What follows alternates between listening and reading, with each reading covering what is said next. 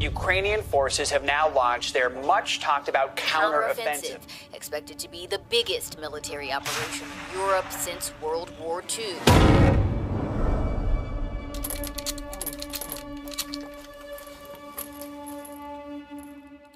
The film is structured around two storylines, around two timelines. One timeline is 1 day, one timeline is 3 months, and they are merging in the end of the film.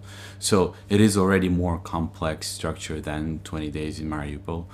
But say to keep the audience engaged, to keep them as tense as we were at the times of shooting the film, as tense as soldiers who were getting to Andriivka, we thought it would be great to introduce this countdown that is happening throughout the film. And also that countdown helped to merge two timelines of the film. It's I can't say when exactly that appeared, but as we edited, and the editing took a lot of time, it took almost a year, so that as those two storylines emerged, as we realized that we need to propel the audience towards the ending of the film, towards the goal of the film, that countdown just came to us naturally.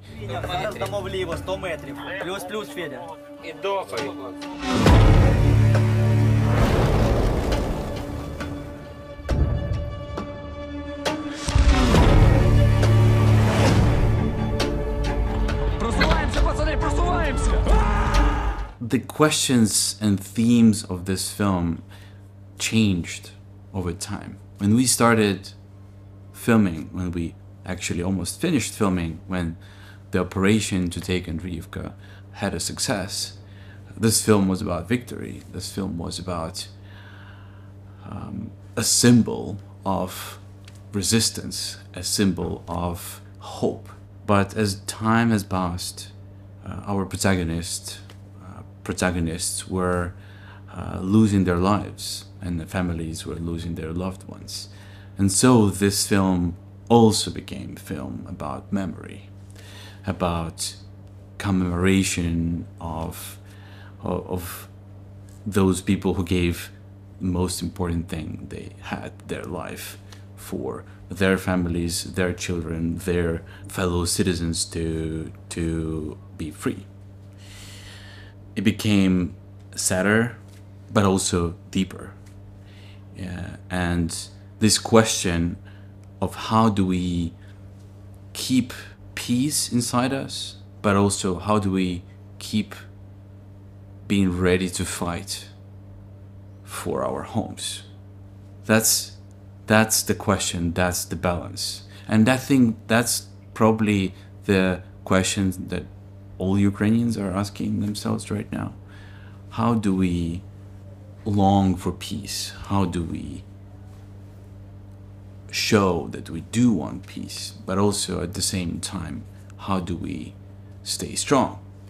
And I think that's the paradox, and that's the question that I am as a filmmaker trying to express.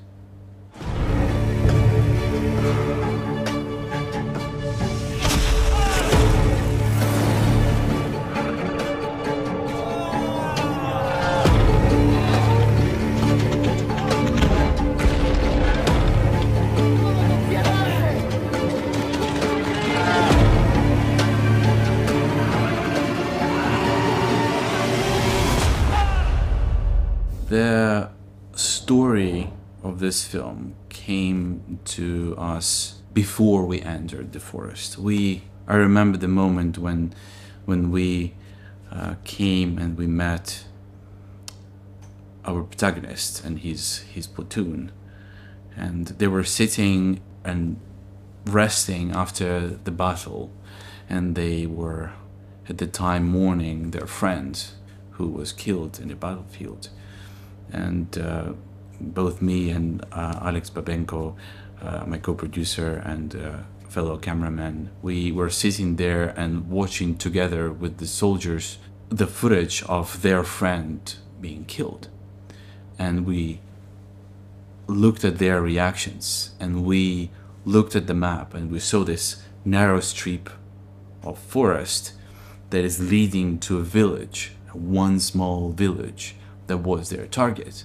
And just by looking at all this, looking at their reaction, their grief, but their determination, looking at that straight line and the goal in the end of it, it became clear that this is the film.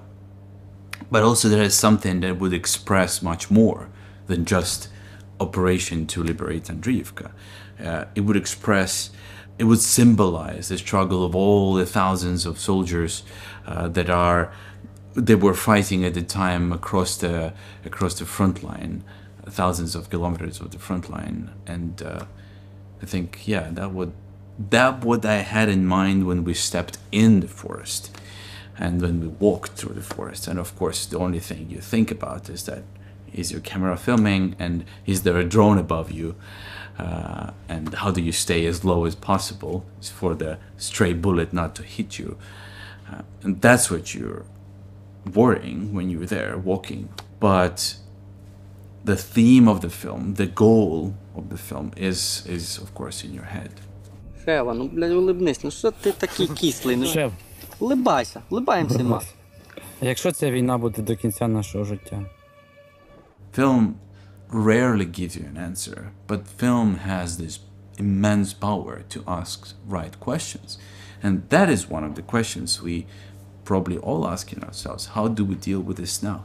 How do I deal with the fact that my hometown was bombed yesterday and the day before yesterday, and then it became a routine to make a few phone calls in the morning and ask your friends, are you okay? Are you okay? So pinging if everyone is alive. That became a routine. Thinking that there is very little you can do to influence the outcome of this war, to stop this war. So the feeling of powerlessness is something that is the most probably traumatizing to many of the Ukrainians. However hard we try, we can't really stop this war because we didn't start it.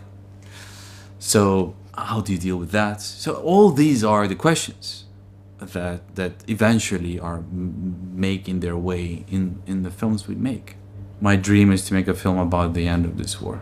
This is all I want, really. So that would be my goal, and I would be doing it for as long as it takes, and that's what I will focus on.